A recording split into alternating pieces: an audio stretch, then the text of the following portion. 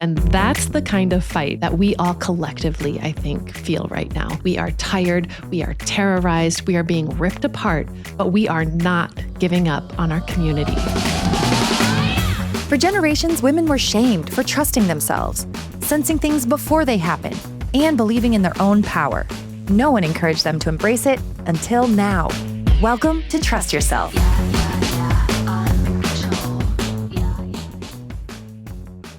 Hi, everyone. I'm Elise Kelly, co-host of the Trust Yourself podcast, usually here with my sister Heidi. But as you can tell, this is not our typical episode. My sister isn't here with me today, and this is not being released on our typical Thursday slot. So this might be a strange bonus episode, but I think it's really more important for me to just kind of get this off my chest. If you don't know, I live in the Minneapolis, St. Paul area in Minnesota, and we have touched on a little bit of what's happened here this month in a previous episode a few weeks ago. But today I felt called to go a little bit deeper on this. Today I want to talk about what is really happening here in Minnesota, why it's happening, or at least my opinions as to why, how we are organizing as a community in really beautiful ways. It'll give you some hope, I promise. Also, I want to address what are some false narratives that I've been seeing from friends, family, and people in other states as well. And just wrap this up with something that you can do from home to help. So I'm going to preface this all by saying I don't see this as a left versus right issue. So before you sign off because you don't agree with my politics, please stick around because I really do think we have a lot more in common than you think. And I really think we need to work together regardless of political parties. First of all, I am not doing this for likes and follows. I'm probably going to lose some followers. So I'm not trying to prove anyone wrong or defend a political position. I am doing this really to just make other people aware of what's really happening. And I promise we all want rapists and criminals off the street. We're all against fraud. We all want to feel safe. But I think the way it's being done here in Minnesota and elsewhere I've seen, it is inhumane. Regardless of citizenship, regardless of status, it's inhumane for any human being. This isn't an I told you so episode. This is really an alarm to make sure that people understand the weight of this before it comes to your city too. Heidi inspired me to do this today because she said this year is all about speaking your truth in the moment, even if it's not your typical content. We need to speak up. So here goes.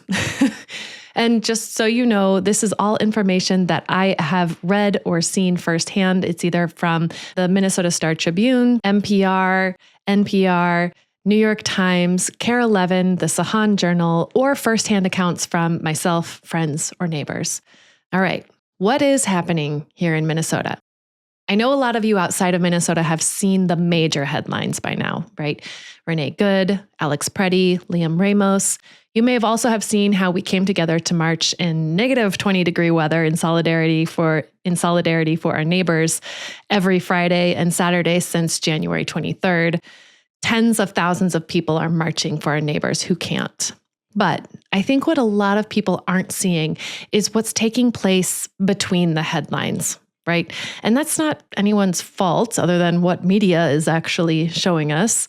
And I know this because my parents who live one state away and are usually pretty well informed about what's going on in the news, they really had no clue what I was witnessing on a day-to-day basis in Minneapolis and St. Paul. So I'm going to share today. We really can't turn away. As much as it's painful and exhausting and terrifying, I really think we need to stay informed. Of course, take breaks when you can, when you need to, absolutely. But please don't tune this out. Don't become numb to this. We need to keep getting this out so everyone knows what is actually happening. All right, and just FYI, I am recording this on February 3rd for reference. I know news travels fast. Things happen quickly these days. So if I missed something, it's probably because it was outdated because I recorded this a while ago. I know a lot of news outlets are painting this picture that things are getting better here in Minnesota, but from my personal perspective, I don't think it is. In fact, I think ICE agents have gotten even more brutal the longer that this goes on. So here's what's happening every day. every single day, ICE is taking people, entering houses with battered rams, using force, not having warrants. And if they do have a warrant, it's not a judicial warrant, which is necessary to enter their homes. They are going door to door with more military equipment than our own military has provided. They have silencers on their guns. They have lasers and night vision goggles used for sneak attacks. There was an article on this in the New York Times on January 28th, and it was told from a veteran's perspective, which is really interesting. You should go check it out. Anyway, they are going door to door. They are asking, where are your Hispanic neighbors? Where are your Asians and Somalians living? They are offering bribes to keep family members safe, or bribes of money if they can get any of this information. They're also asking for information on protest organizers, where they live, and what their phone numbers are. They are purposefully boxing in cars by surrounding our neighbors' vehicles with ICE agent vehicles, so they're trapped in with nowhere to go. Then ICE just pulls them out of their car and we never see them again. Children are being left at daycares and elementary schools with no one to pick them up because their parents have been taken during the day. Pets are being abandoned in homes for weeks. People are being taken from church. 6 children have now been taken from Columbia Heights School District, either on their way to school or home from school. And this is the same district that Liam Ramos goes to. ICE agents have been following school buses before and after school to learn their routes and snatch parents and kids waiting at these stops. My own kids' school has a very high Somali population, and their class sizes have dropped so significantly that kids are asking questions and they're scared for their friends. Their teachers are having them write letters to their friends who are staying home for the time being, and they do have food drives, so it is encouraging, but at the same time, the kids know. They know what's going on, and they feel it. They feel the anxiety as much as we do.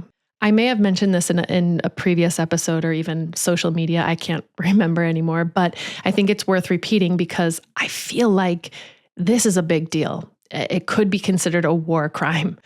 ICE is entering our hospitals, shackling patients to their beds and threatening any staff that get in their way to take them as well.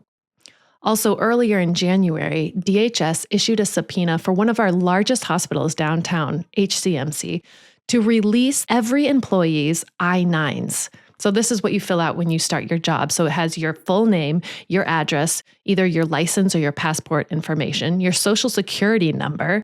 DHS and ICE now have this information because the hospital was forced to give it up. ICE is crashing into people's cars and taking people without addressing any medical issues. In one case, there's a video of an ICE vehicle crashing into a civilian's car. The ICE agents get out of their car so fast, they knock out the civilian's window, they pull the person out of their car, and they whisk them away without addressing any of the blood that's all over the person's head.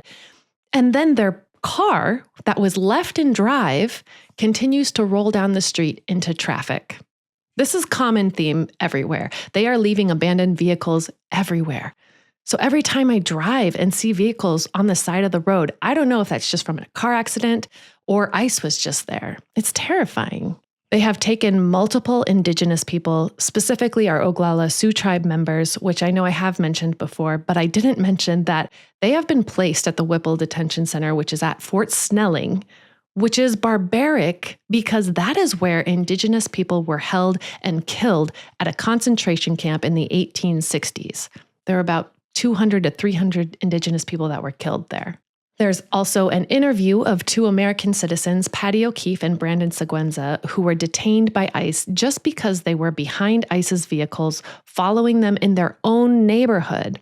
The interview is by Carol Levin News, and it's on YouTube. I'll add the link into the show notes if you want to watch it yourselves to just hear how incredibly horrible they are being treated at these detention centers. Some examples are that ICE agents are taking trophy photos of everyone before they get into the detention centers and using it, I don't know, for their own social media or for their own bragging rights.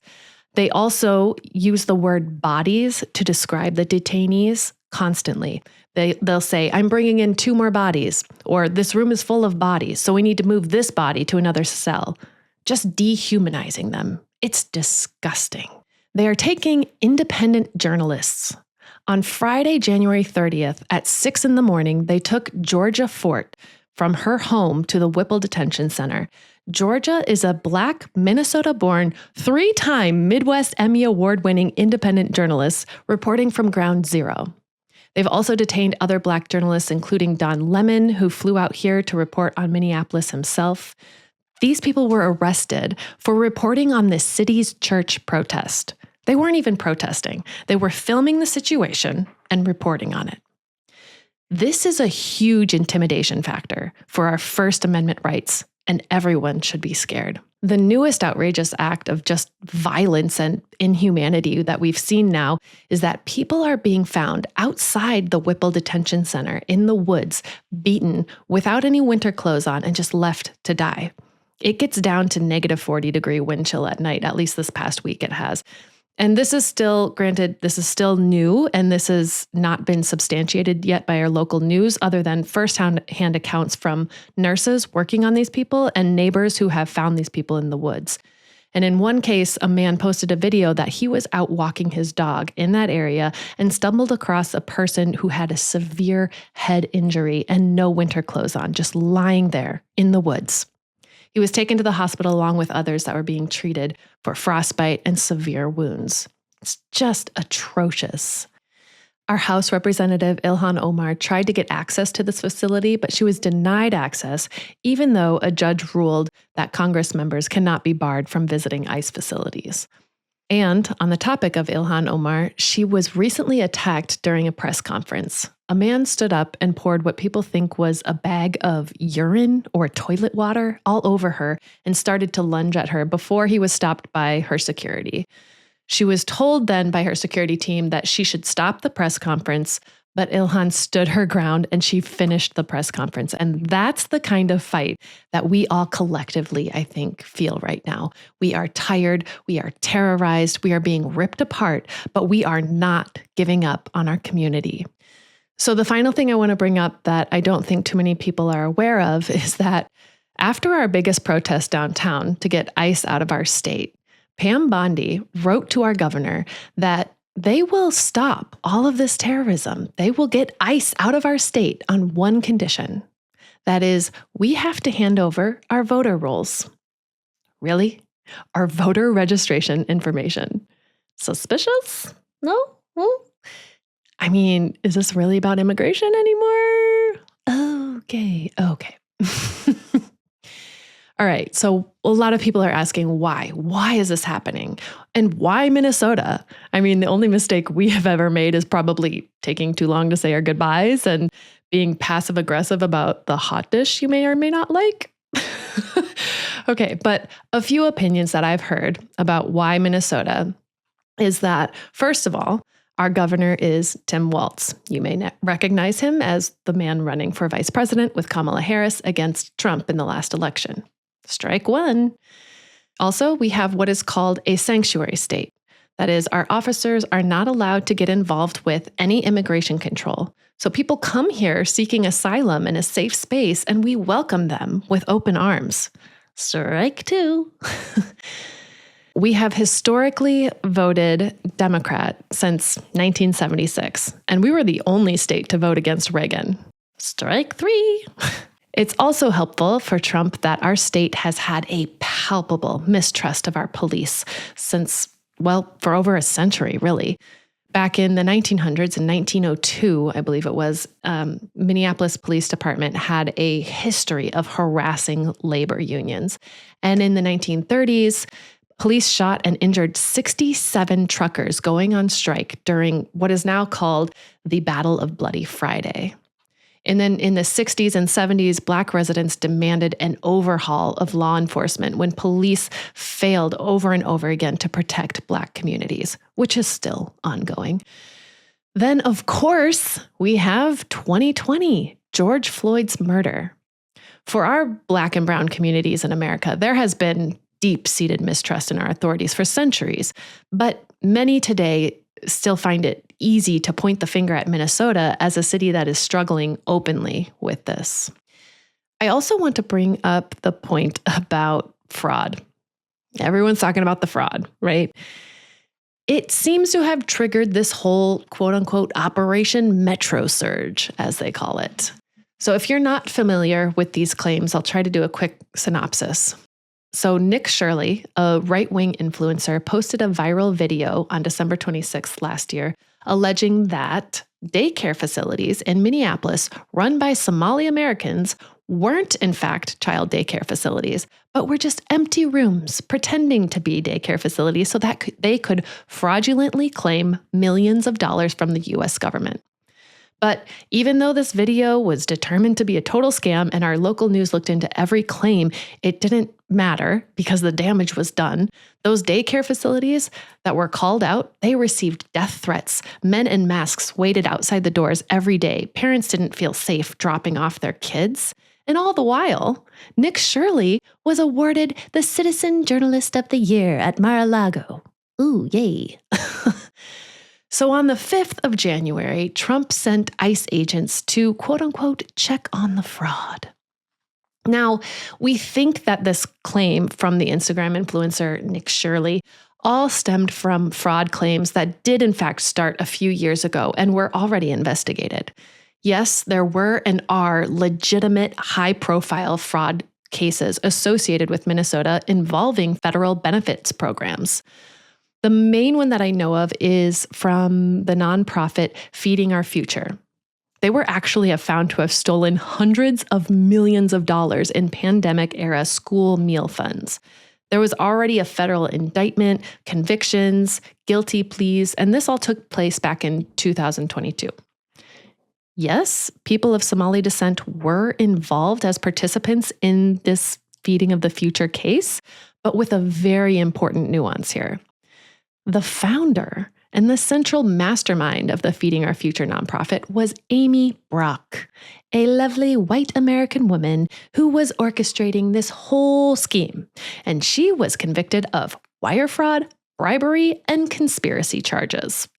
So it is not accurate to say that this fraud was solely a Somali fraud scheme. Prosecutors charged and convicted over 50 people connected to this. And yes, some were Somali Americans, but Amy Brock led the operation, so just leave it at that. It seems that Nick Shirley brought up these old claims as if they were new and happening again, where really there was nothing here. So since then, these investigations and new investigations are opened up, and our governor is in the hot seat with claims that he was complicit in all of this. So it seems the fraud from 2022 and these unjustified claims of fraud from Nick Shirley were used as public justification for Operation Metro Surge, for ICE infiltrating our twin cities. Okay, so a lot of people are saying, okay, but can't your police help you? Where are the police? Trust me, we've been asking that ourselves. We do feel alone. But I want to remind you here that Minnesota is a sanctuary state. Again, that means local police cannot get involved in immigration services or enforcement of immigration law whatsoever, which I know a lot of people feel very, very frustrated and alone because of that. I do. I mean, it's not easy to see your police try to tell you to calm down, everything's going to be fine. It's kind of like that toxic boyfriend telling you that you're just overreacting about the text that you saw with your own two eyes. All right, I'm not siding with or against the police at this time, but I am trying to explain a pretty complicated situation where the police are towing the line of inciting the Insurrection Act and martial law, meaning that if our police defend our citizens and hinder immigration enforcement in any way, the president can and has threatened to invoke the Insurrection Act. And that's a very big deal. It is one of the most extreme domestic powers that a U.S. president has. Basically, U.S. military is essentially used as domestic law enforcement of its own citizens, so overriding any state authority. And it kind of creates a civil war in our streets, although one could argue it kind of already is. Okay, so I'm not a political science major, as you know, so I'm sure there are things that I don't fully understand, but what I do know is that this all just, to me, is signaling a shift towards authoritarian enforcement.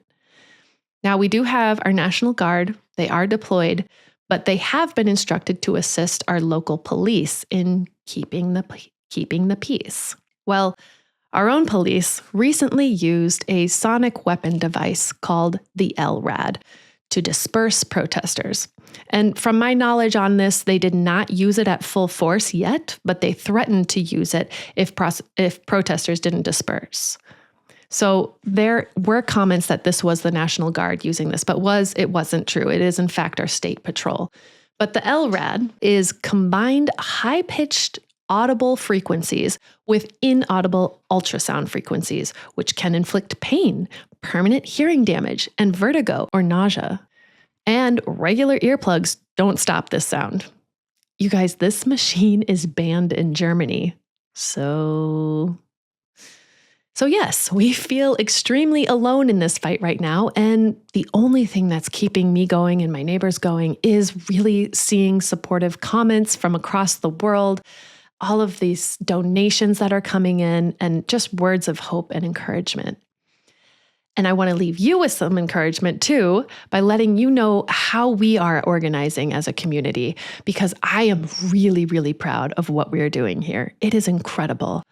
We have many rapid response text groups going on, and many of us are on multiple threads. For example, there's one for your street, one for your neighborhood, one for your school, just to alert us when ICE is in the area. And when these go off, a legal observer will be in the scene in less than 60 seconds.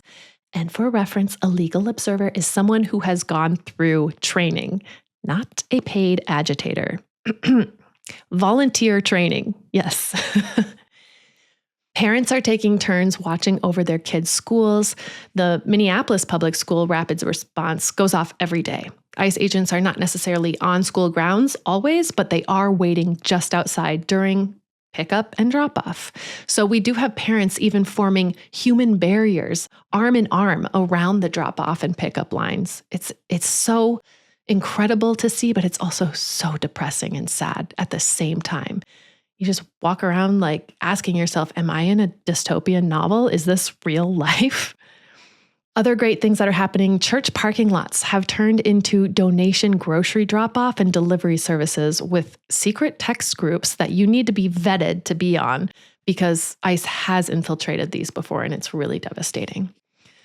Even our local sex shop has transformed into a drop-off and delivery station. Rock on. People are rescuing pets who have been abandoned and taking care of them until their owners can come back home. And at every protest, people are handing out hand warmers, blankets, coffee, tea. This is fantastic. Even the Somali community, who is being hunted down, they come out risking their lives to offer us warm, delicious samosas. You guys, I broke down the first time I saw that. We also have a community database of known ICE vehicle license plates, many of which are rental cars, but our community created this. And it's pretty cool to know that we are tracking them just as much as they are tracking us.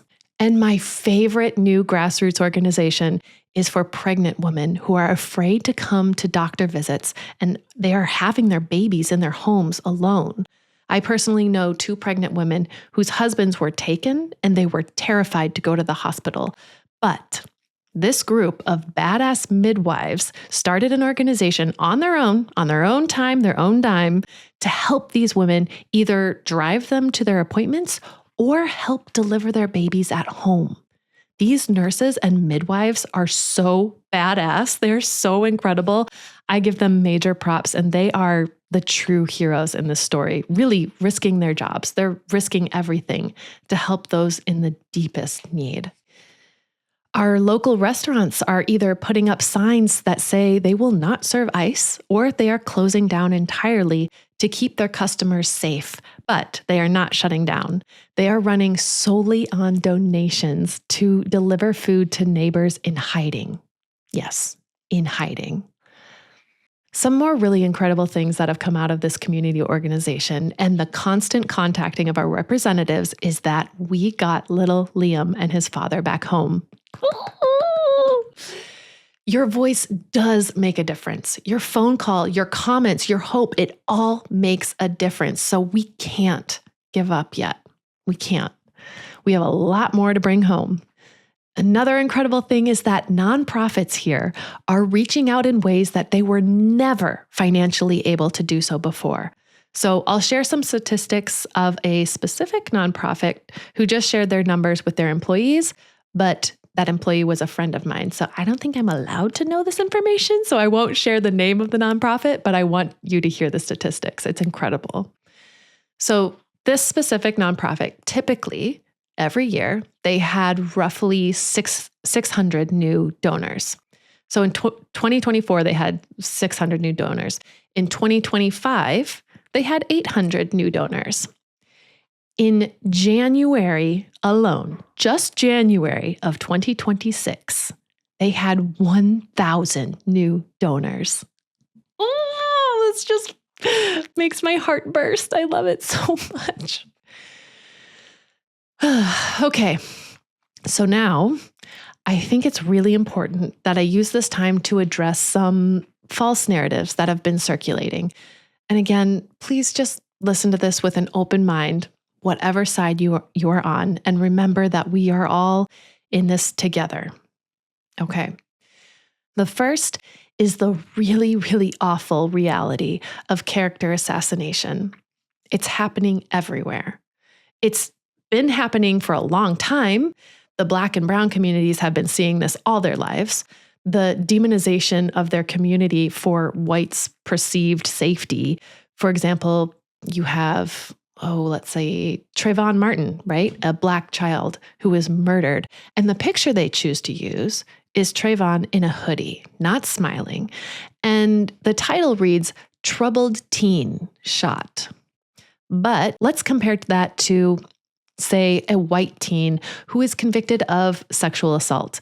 The picture might show them as a team captain, smiling, and the title will read, "Young man with bright future accused of sexual assault." This has just been a way for years and years to keep those that are not in the white majority at bay as seen as something less than, to monsterize them so we, white people, feel better about this clear injustice for our own benefit. So now, today, we are seeing it being used against everyone who is trying to resist this heinous activity. Renee Good is being captioned as a lesbian who hurts her children, who has a lot of debt, who attacked an agent. Not us, she's one of them. Then you have Alex Preddy, who's being depicted as a vicious protester with the intent to murder an ICE agent, filled with rage. He's not us, he's one of them. Also, we have Nakima Levy Armstrong, who was arrested for protesting at the city's church. She is a civil rights attorney and an activist who knew exactly what she was doing at that church, and she knew her rights. As she was being taken away, as she was being arrested, she was very calm and she was put together. However, the White House chose to post an AI-manipulated photo of her being arrested, showing her with tears streaming down her face, her hair disheveled, and she looks like she's screaming. And the title reads, "Far Left Agitator Orchestrating Church Riots in Minnesota." But these character assassinations could not be farther from the truth. And the fact that the press feels they need to stoop so low to make us believe them is really saying something. To me, it's saying that they're grasping at straws. All right, so what are some other false narratives that I'm hearing? A big one that I hear constantly is comply. Just comply. Just comply or die. What people are trying to do here is first define an enemy, immigrants, okay? Then they criminalize them, okay? And then they expand police power and just make everyone publicly comply. So people will just scream, "Comply or you will die." No, that's not what happens. Complying doesn't save you. We've seen that. Complying just enables oppression. Whereas I think you could look at the counter argument that 2020, getting vaccinated, was forcing us all to comply, right? Correct. In some cases, you were not allowed to go in to some places if you were not vaccinated. But the difference here is that if you put up a hissy fit and you didn't comply, you weren't going to get shot in the face. In 2020, we were trying to save our community, but some people saw that as an inconvenience. And that's okay. That's how they saw it. But an inconvenience is very different from being oppressed. Inconvenience and oppression are two different things. Part of me would love to ask all of my friends with the "don't tread on me" flag, the yellow one with the snake, if they would let an ICE agent pull them out of the car, even if they yelled, "No, I'm an American citizen. No, I'm a veteran. No, I'm in the Marines." Those things have all been said by someone in videos. I've seen them, but yet ICE agents don't care. They still pull them out of cars, they smash them on the ground, and they detain them. I would love to know if these people still actually would just comply without putting up a fight while their "don't tread on me" bumper sticker is attached to their truck. Also, kind of a fun fact on that "don't tread on me" symbol. It was actually a form of resistance in 1775 during the American Revolution against the British rule. It was really made as a way to say, "I'm not going to let the government tell me what to do." Just a little ironic humor for you. Okay, another rebuttal that I've seen constantly is, "Okay, liberals, but Obama did this. Where were you then?" You are absolutely right. Obama did deport millions of people, and he was actually given the nickname Deporter-in-Chief. Now, this nickname was given to him by Democrats, by the way, not Republicans. It was so bad that advocates like the ACLU even sued the administration because he deported millions of people at the border without due process. There were many protests. Protests were constant. But here's the main difference between the two administrations. Under Obama's administration, they did not march door to door, smashing into houses, breaking car windows, detaining U.S. citizens, killing U.S. citizens, and grabbing anyone that looked black or brown or different. And last but not least, when faced with pressure of these protests and lawsuits, which there were plenty of, Obama listened. And this resulted in major reversal of policy. For example, we came up with the DACA and the DAPA program.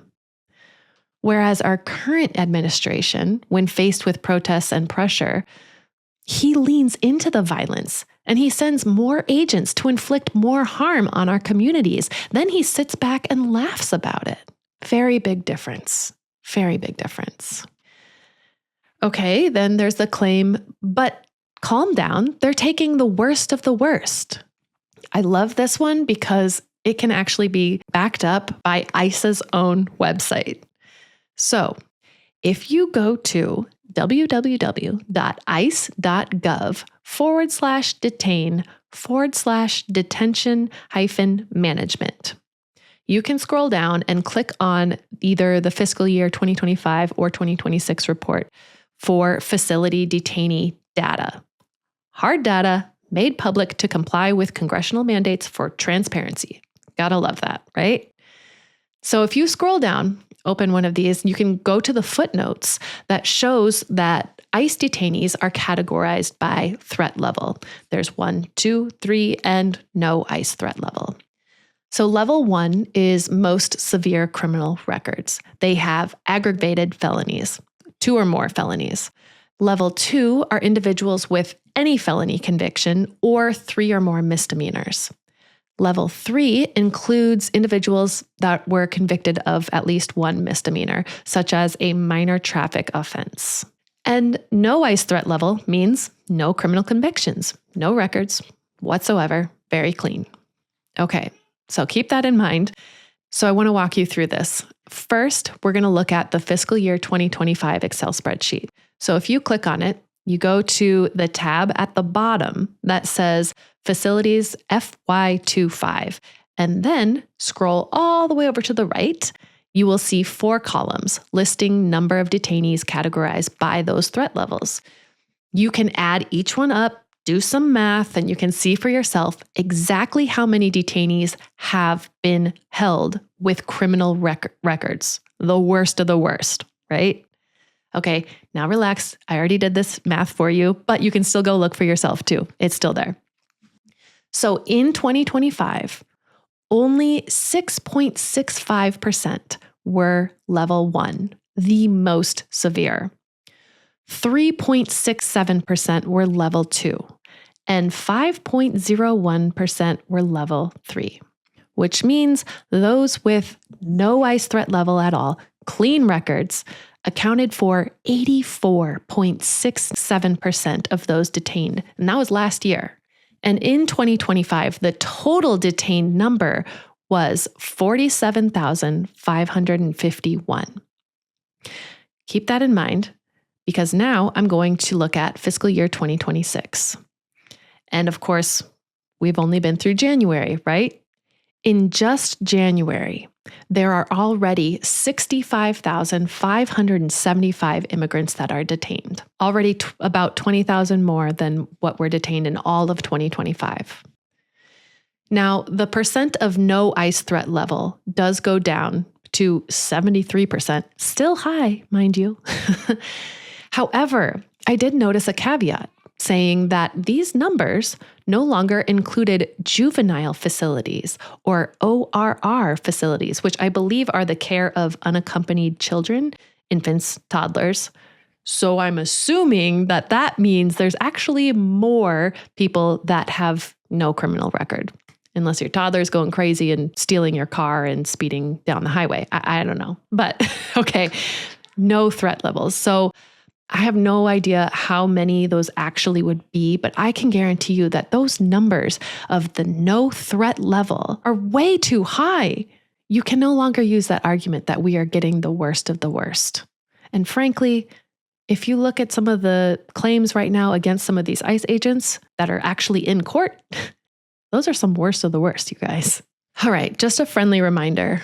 All people in the United States jurisdiction, citizen or not, documented or not, this is in our Constitution, everyone here is protected by the 4th and 5th Amendments.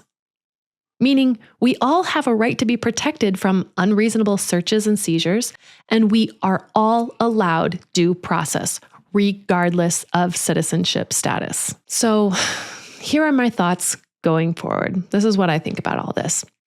Like I stated earlier, I think that this is not a left versus right problem.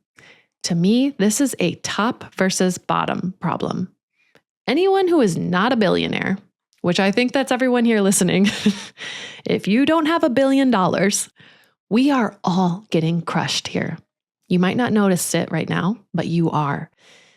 And the top actually wants us more divided than ever. They want us to cling to our old beliefs, to pit us against each other. And that's how they secure their thrones. So I think the most radical thing we can do right now is to unite the left and the right by using our voices and our discernment.